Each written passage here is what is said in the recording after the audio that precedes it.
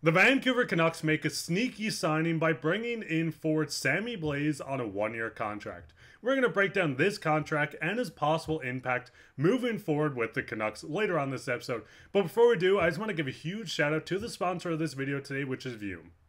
Are you trying to kick a bad habit to the curb? If so, you need to check out Fume. Have you heard that flavored air category is becoming the leading alternative to vaping and smoking? It's a whole new movement towards better habits led by today's sponsor of this video, Fume. Flavored air isn't like vaping. If vapor was compared to sticky sodas, Fume cores are closer to herbal teas. Fume has a lot of delicious flavors to choose from, like crisp mint, orange vanilla. With flavored air, you can satisfy your oral fixation through a passive diffusion system that utilizes no electronics, vapors, or combustion.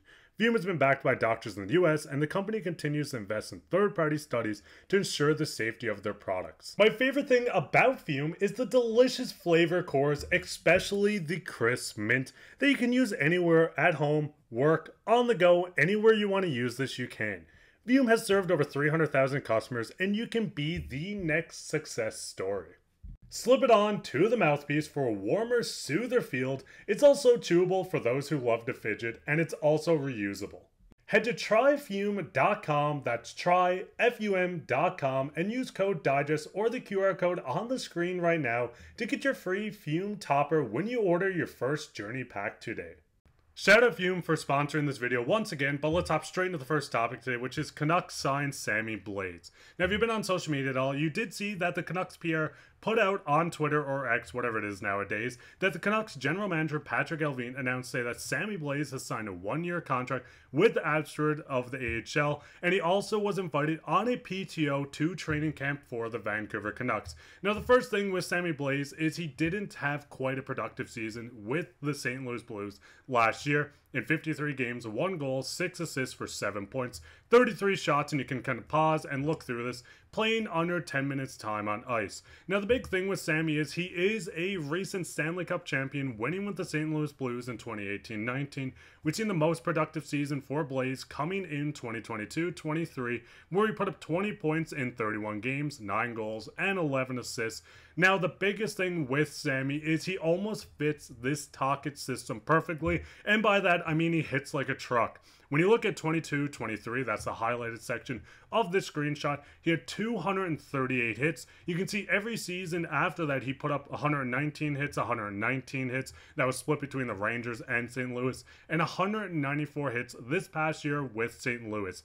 So yes, he's not going to go out and be the most productive guy, having 25 points as a career high in 71 games, split between the Rangers and St. Louis.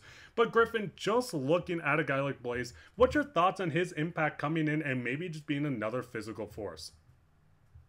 I think it was expected that Vancouver was going to bring in some form of PTO. It just was a matter of who it was. When we did our list of the PTOs just a few days ago, he was somebody that I saw on my short list, and I thought, all right, maybe they won't go out and get him just compared to the other guys that were available. But of course, they went out and get the guy that I didn't include on the list, of course. But it is nice to see that they did go out and get a guy, especially when they do want to make some small depth signings, just to make sure that they have some extra cushions as well, and to make sure that they have a safety valve in Abbotsford who has veteran experience and isn't just a rookie that's being thrown into a postseason situation or a late season situation. This is a guy who's been around the league for a while. He's won a Stanley Cup. He's gone back and forth with that St. Louis system. And he is a guy, like you said, he fits into this Tocchet system nicely. And he would be nice going on to a team where they are trying to adopt a more physical identity. So if he is able to get that position on the team coming out of training camp, I think it'll bode well for them as far as making sure that they are going to remain physical when they have injuries, if and when they have injuries, some form during the season. And like I said, we were bringing in a guy that's going to be physical for your team.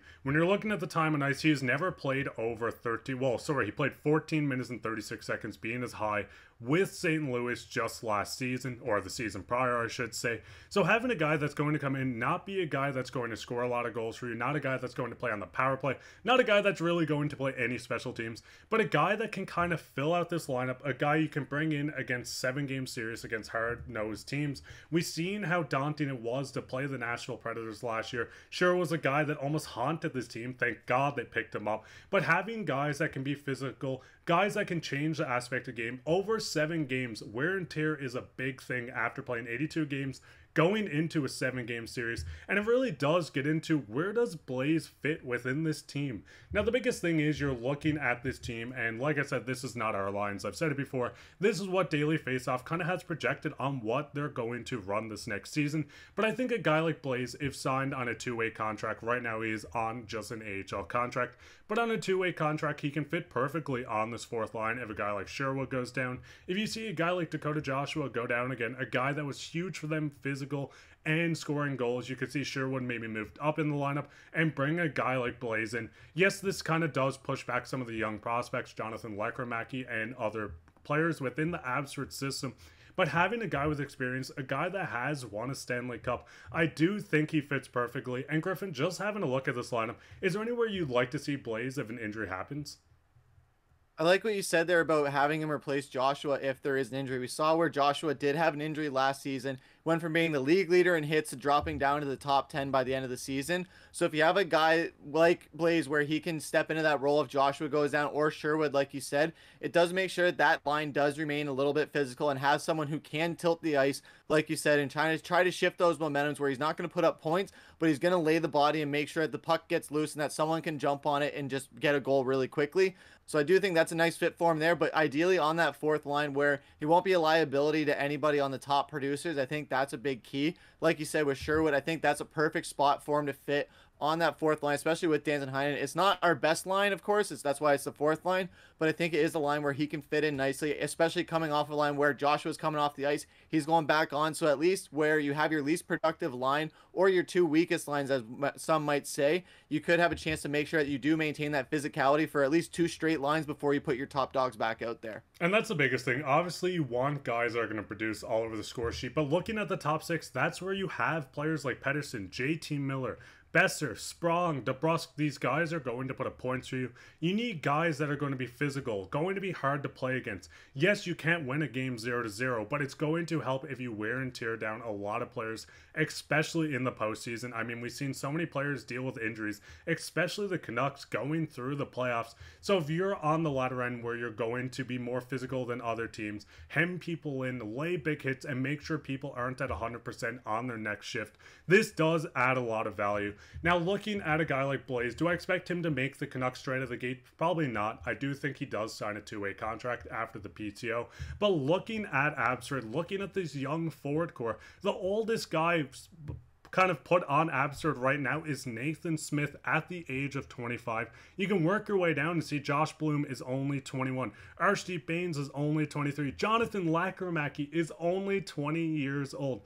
Adding in a veteran guy, a guy that's 28, has been around the league, knows what it takes to get into this league, knows what it takes to win a Stanley Cup, adds a lot of value to the AHL team, getting this guy and just being a mentor for this guys. Is he going to mentor them and be elite goal scorers? No, but he's going to help them show and just prove that it's so hard to get into NHL games. You need to push. He can show them just routines, whatever it takes. Sammy Blais will be great on Abbotsford or on the Canucks if he does get a call-up. I'm expecting him to maybe score 4 goals and 20 assists. 420 Blais, obviously, if you want to look at it that way. But Griffen, what's your thoughts? And how many games do you think Blais could get into?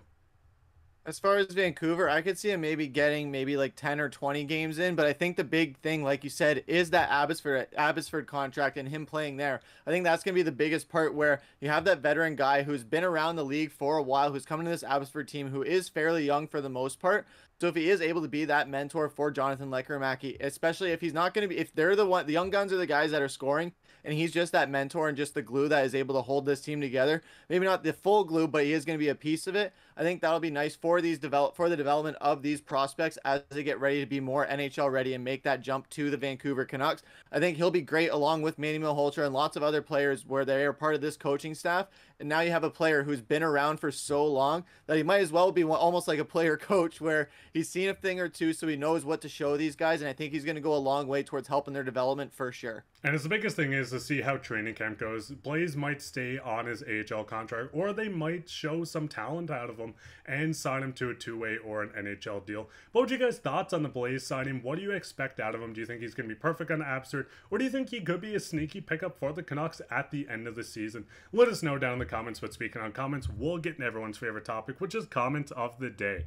Comment today comes from Gusto. He says, this is terrible news. He's one of the stars of the team. I believe this is talking about Clarkey, where he moved into a scouting role and isn't the head goalie coach for this team anymore. The biggest thing is obviously Clarkey was going through some things with his body. At 61 years old, you do start to slow down. It is nice to see the Canucks kept him within this team, kept him within this group. He might not be on the ice every day, but he's going to be a major part in developing and scouting other goalies. So what's your guys' thoughts on everything we talked about? If you want to leave a comment, you could be featured on the next episode as Comment Today like Gusto did today.